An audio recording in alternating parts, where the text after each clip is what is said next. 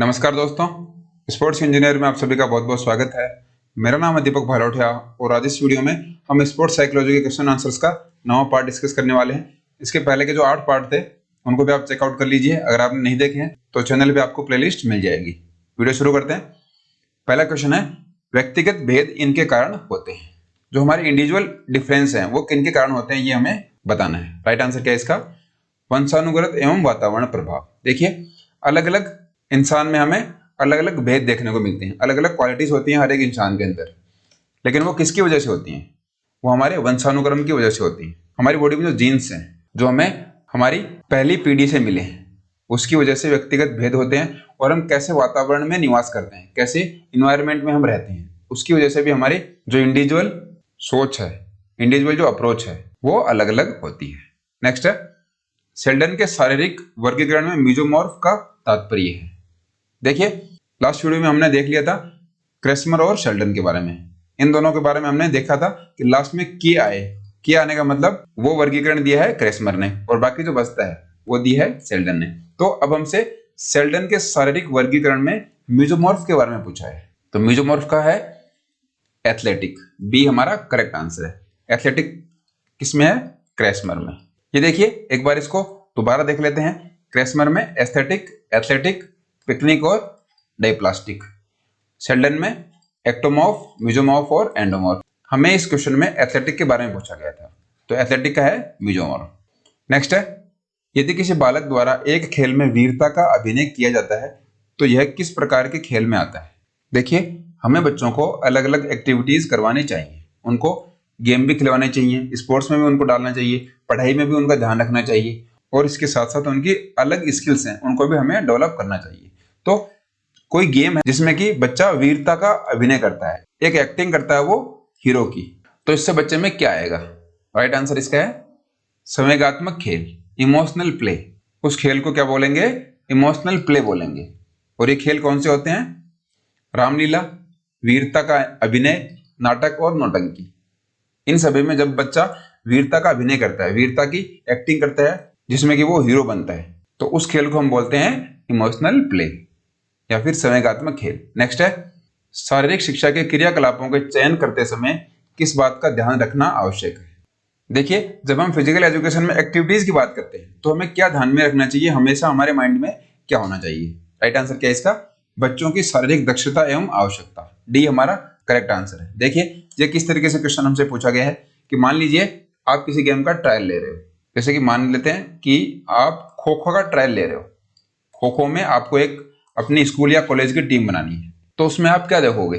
बच्चों की शारीरिक दक्षता और आवश्यकता देखोगे। आप बच्चे की जाति या धर्म नहीं देखोगे, उसकी लंबाई, वजन, वो कहाँ से बिलोंग करता है, ग्रामीण परिवेश है उसका या फिर शहरी परिवेश है, ये सब आपको नहीं देखना चाहिए। आपको उस बच्चे में उस खेल के लिए फिजिकल एबिलिटी है या नहीं है, ये आपको ढूंढना है। लेकिन होता इसके उलट है। ये जो चौथा ऑप्शन है इसका उपयोग आज के टाइम में नहीं होता। ये ऊपर के 3 ऑप्शन है इनका ही उपयोग किया जाता है। बच्चे की कौन सी कास्ट है, अगर वो सिलेक्शन जो पर्सन करता है उसकी कास्ट या फिर उसके रिलीजन से बिलोंग करता है तो उसका सिलेक्शन हो जाएगा, बाकियों का नहीं होगा। ऐसे केस आपको भी पता होगा, देखने को बहुत मिलते हैं। तो ऐसा कम से कम एक केस तो आपने अपनी लाइफ में पक्का एक्सपीरियंस किया होगा, जो कि गलत है। फ्यूचर में अगर आप फिजिकल एजुकेशन टीचर बनते हो तो आपको इसको कंटिन्यू नहीं करना है। आपको इन सबसे ऊपर अपनी सोच रखनी है जिसमें कि बच्चे की आप शारीरिक दक्षता, उसकी फिजिकल एफिशिएंसी और बच्चा उस स्पोर्ट्स में अच्छा कर सकता है क्या, ये आपको देखना है। नेक्स्ट है, शेल्डन द्वारा दिया गया वर्गीकरण कौन सा है? देखिए, अब हमसे शेल्डन की बात हो रही है। शेल्डन मतलब लास्ट में के नहीं आएगा, तो के कौन से में नहीं आ रहा? सी ऑप्शन में नहीं आ रहा। ये देखिए, एंडोमॉर्फ, मेजोमॉर्फ और एक्टोमॉर्फ, सी हमारा करेक्ट आंसर हो जाएगा। बाकी पिकनिक, एथलेटिक, एस्थेनिक और डाइप्लास्टिक ये किसने दिए थे? क्रेस्मर ने। नेक्स्ट है, व्यक्तित्व के बहुमुखी विकास में शामिल है। देखिए, कोई भी पर्सनैलिटी है उसका जो वर्सेटाइल डेवलपमेंट है उसमें क्या शामिल है? Right answer is D, all of the above. बहुमुखी विकास मतलब ये मान लीजिए पर्सनैलिटीज है और ये इस तरीके से चारों दिशाओं में फैली हुई है। ओवरऑल एक पर्सनैलिटी उस पर्सन की बहुत अच्छी है, तो उसमें शारीरिक और मानसिक विकास, आपका जो फिजिकल और मेंटल डेवलपमेंट है वो इंपॉर्टेंट है। सामाजिक और भावनात्मक विकास, आपका सोशल और इमोशनल डेवलपमेंट है, आप किस तरीके से कौन सी सिचुएशन को हैंडल कर पाते हो, उसका विकास है, वो भी व्यक्तित्व में एक डेवलपमेंट का पैरामीटर माना गया है। इसके बाद में नैतिक और आध्यात्मिक विकास, आपकी किसी चीज के लिए कैसी सोच है और आप स्पिरिचुअल हो या नहीं हो, उसका भी एक डेवलपमेंट पर्सनैलिटी के डेवलपमेंट के अंदर आपको देखने को मिलता है।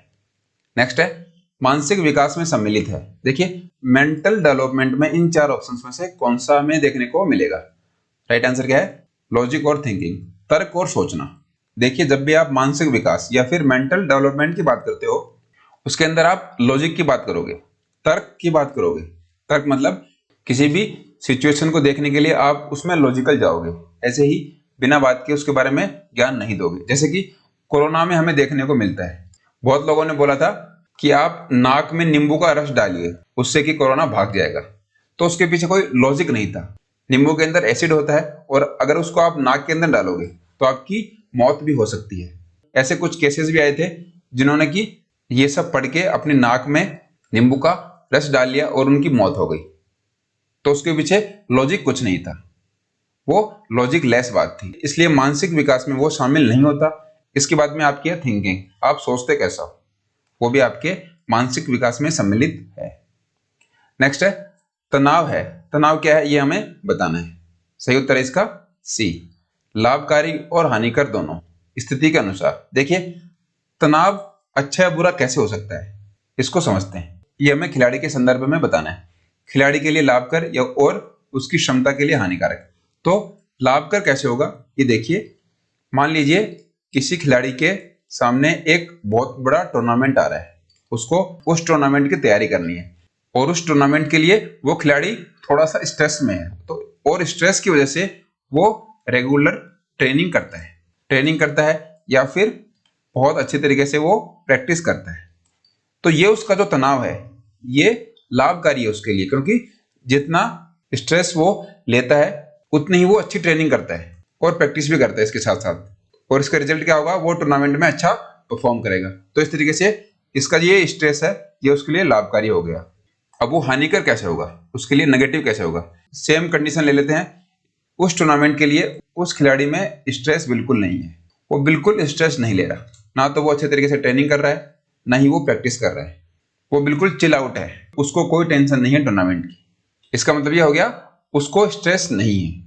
स्ट्रेस होना जरूरी था जिससे कि वो प्रैक्टिस और ट्रेनिंग अच्छे से कर पाए, लेकिन उसको स्ट्रेस नहीं है, उससे क्या होगा, वो उस टूर्नामेंट में अच्छा परफॉर्म नहीं कर पाएगा। इसलिए सिचुएशन के अकॉर्डिंग हम देखते हैं स्ट्रेस को, इसको आपको ध्यान में रखना है। स्ट्रेस पॉजिटिव और नेगेटिव दोनों होता है। नेक्स्ट है निम्न में से कौन सी ऐसी प्रणाली है जो कि सामाजिक तथा नैतिक मूल्यों का आंतरिक प्रतिनिधित्व करती है, जो कि बच्चों को उसके अभिभावकों एवं दूसरों द्वारा सिखाई जाती है। देखिए चार ऑप्शंस हमारे सामने, इनमें से हमें उस प्रणाली के बारे में बताना है कि जो सामाजिक और नैतिक मूल्यों के बारे में बताती है। तो देखिए ये जो चारों आपको नाम दिखाई दे रहे हैं ये सिगमंड फ्रायड उनके द्वारा दी गई ये थ्योरी थी, इसमें आपको देखने को मिलेंगे। तो इसका राइट आंसर है super ego, C is the correct answer. देखिए किस किस तरीके से हैं। सबसे पहले है इड, आईडी। तो इसमें हम क्या देखते हैं, इसमें हमारी इच्छाएं होती हैं, हम क्या सोचते हैं, हम क्या चाहते हैं, वो सब इड के अंदर आता है। छोटे बच्चों में ये ज्यादा होती हैं, छोटे बच्चे सोचते हैं ना, जैसे कि छोटे बच्चे सोचते हैं कि मैं एरोप्लेन उड़ाऊंगा, मैं रॉकेट में जाऊंगा, इस तरीके की बातें होती हैं, ये सारी देखने को मिलती हैं इड के अंदर। इसके बाद में है ईगो। ईगो में आप देखिए वास्तविकता से अवगत कराता है ईगो, जो प्रेजेंट टाइम में क्या हो रहा है उसको आपको जानकारी देता है, और इसके साथ साथ ये व्यक्ति को बचाने का काम भी करता है। मान लीजिए आप कोई फालतू का पंगा नहीं लोगे क्योंकि आपको पता है ये मेरे लिए नुकसानदायक हो सकता है, क्योंकि वो एक वास्तविकता है। इसके बाद में आती है सुपर ईगो की कंडीशन। सुपर ईगो में क्या होता है, व्यक्ति नैतिक मूल्य आदर्शों की बात करते हैं और ये बुरे विचारों को आने से रोकने का काम करता है। नैतिक मूल्य का मतलब हमें बड़ों का आशीर्वाद लेना चाहिए, उनके पैर छूने चाहिए, उनको विश करना चाहिए, ये सब बातें हमें सुपर ईगो में देखने को मिलती हैं। तो ये जो सारी चीजें थी, ये जो सारी प्रणालियां थी, ये दी थी सिगमंड फ्रायड ने, जिनको मनोविश्लेषणात्मक पद्धति का जनक माना गया है। नेक्स्ट है मानव शरीर के शारीरिक बनावट से संबंधित एक शैक्षिक पाठ्यक्रम को क्या कहा जाता है? राइट आंसर क्या है इसका? फिजिकल एजुकेशन, सी हमारा करेक्ट आंसर है। देखिए शारीरिक बनावट, ह्यूमन बॉडी की जो एनाटॉमी है उसके बारे में हम पढ़ते हैं हमारे सिलेबस के अंदर, तो वो हमारा सब्जेक्ट है जिसको कि हम शारीरिक शिक्षा बोलते हैं। नेक्स्ट है, निम्नलिखित में से कौन मनोवैज्ञानिक आशंका का एक लक्षण नहीं है। देखिए, मनोवैज्ञानिक आशंका का मतलब ये हो गया कि जिसको हम साइकोलॉजी के अंदर इंक्लूड नहीं करते। राइट आंसर क्या है इसका? चक्कर आना। ये हमारा सही उत्तर है। मन स्थिति में उतार चढ़ाव। देखिए, आपका मूड जब ऊपर या नीचे फ्लक्चुएट करता है, वो एक मनोवैज्ञानिक आशंका हो सकती है, वो एक मनोवैज्ञानिक लक्षण हो सकता है, क्योंकि आपके माइंड में क्या चल रहा है उसकी वजह से ये सारा कुछ हो रहा है। लगातार आपको चिंता है, ये भी आपके माइंड से संबंधित है। उदासी या फिर खिन्नता आपको रहती है, ये भी आपसे दिमाग के संबंधित है। लेकिन आपको चक्कर आ रहा है, इसके मतलब आपकी बॉडी में कोई कमी है। इसमें आपका मनोवैज्ञानिक एलिमेंट नहीं आएगा, साइकोलॉजिकल एलिमेंट की वजह से आपका ये नहीं होगा। इसको आपको ध्यान में रखना है। नेक्स्ट है, व्यक्तित्व का स्वरूप होते हुए भी एथलीट में अन्य संबंध कारक होते हैं। सर्वोत्तम कार्य निष्पादन तब होगा जब चिंता का स्तर होता है। देखिए, एक एथलीट के अंदर अच्छी पर्सनैलिटी होती है, लेकिन सबसे अच्छा वो कार्य का निष्पादन कब करेगा? जबकि उसका चिंता का स्तर होना चाहिए। राइट आंसर इज बी, मध्यम गति का उसमें स्ट्रेस लेवल होना चाहिए। अगर उसमें बहुत कम स्ट्रेस लेवल है, तो जैसे कि लास्ट क्वेश्चन में हम देखा था कि उसका स्ट्रेस लेवल अगर बहुत कम है तो वो अच्छा परफॉर्म नहीं कर पाएगा। न्यूनतम है तब भी नहीं कर पाएगा, बहुत अधिक है तो बिल्कुल नहीं कर पाएगा। एक मीडियम लेवल का उसमें होना चाहिए स्ट्रेस लेवल, जिससे कि वो अच्छे तरीके से परफॉर्म कर सके। नेक्स्ट है, व्यक्तित्व में परिवर्तन सीखने की प्रक्रिया है जो नई सोच व मूल्यों व योग्यता की समझ का निर्माण करती है। किसका कथन है? स्टेटमेंट हमारे सामने है, इसमें नई सोच, मूल्य और योग्यता, तीन वर्ड हमें देखने को मिले हैं। राइट आंसर क्या है इसका? एच.सी. मॉरिसन। इसको आपको ध्यान में रखना है। तीन नाम आपके सामने आ जाएं, नई सोच, मूल्य और योग्यता, तो वो दिया था एच.सी. मॉरिसन ने। अगला क्वेश्चन है, पीएफ प्रश्नावली है। पीएफ प्रश्नावली क्या होती है ये हमें बताना है। Right answer is A, psychologic test. मनोविज्ञान का परीक्षण होता है पीएफ प्रश्नावली। पीएफ प्रश्नावली मतलब पर्सनालिटी फैक्टर।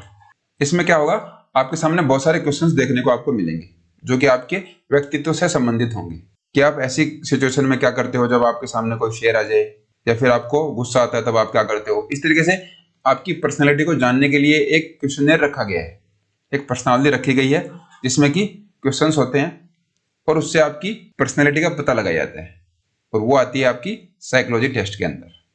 नेक्स्ट है, बच्चों की शारीरिक वृद्धि बहुत तेज होती है। कौन सी एज में वो होगी ये हमें बताना है। Right answer is A, up to age of 3, 3 साल की एज तक होती है, जिसको कि इंग्लिश में इन्फेंसी एज बोलते हैं और हिंदी में बोलते हैं उसको शेषवावस्था। ये आपको ध्यान में रखना है। उस एज में बच्चे की सबसे ज्यादा शारीरिक वृद्धि हमें देखने को मिलती है। तो चलिए दोस्तों, फिलहाल इस वीडियो में इतना ही। आपको वीडियो अगर पसंद आया हो तो लाइक कर सकते हैं। इसके साथ साथ अगर आपको वीडियोस की पीडीएफ चाहिए तो टेलीग्राम चैनल आप ज्वाइन कर लीजिए। स्पोर्ट्स इंजीनियर आपको टाइप करना है टेलीग्राम ऐप के ऊपर। नेक्स्ट वीडियो में फिर मिलते हैं। बहुत बहुत धन्यवाद।